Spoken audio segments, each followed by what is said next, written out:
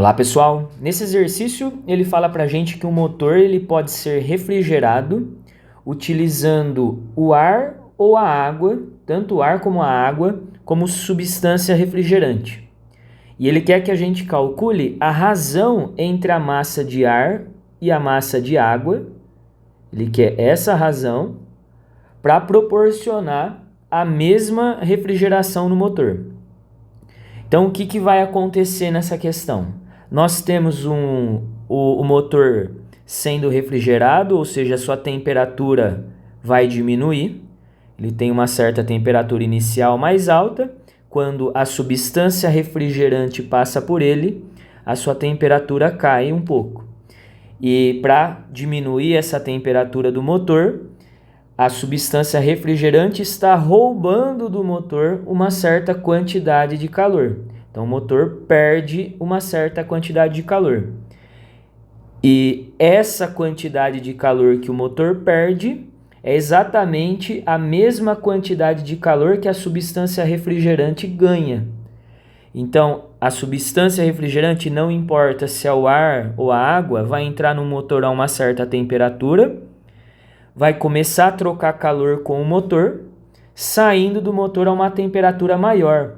Essa temperatura final da substância refrigerante acaba sendo a mesma temperatura que ela deixou o motor. O motor reduziu sua temperatura para uma temperatura TF. Então, a substância refrigerante sai do motor com a mesma temperatura final do motor. Então, como não importa se é a água ou o ar, a refrigeração produzida está sendo a mesma, nós podemos dizer que a quantidade de calor que o ar retira, que o ar absorve, né, que está sendo retirada do motor, é a mesma quantidade de calor que a água iria absorver quando retirado ali do motor.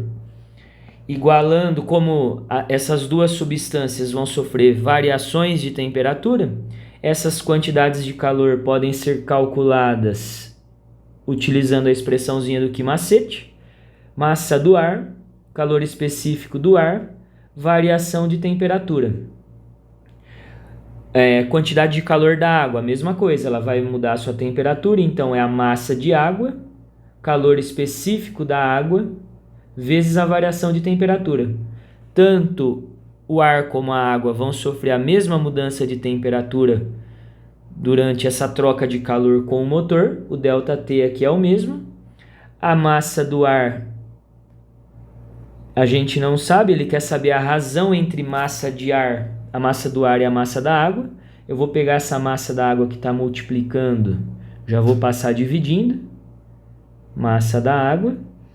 O calor específico do ar que está aqui multiplicando vai passar dividindo o calor específico da água.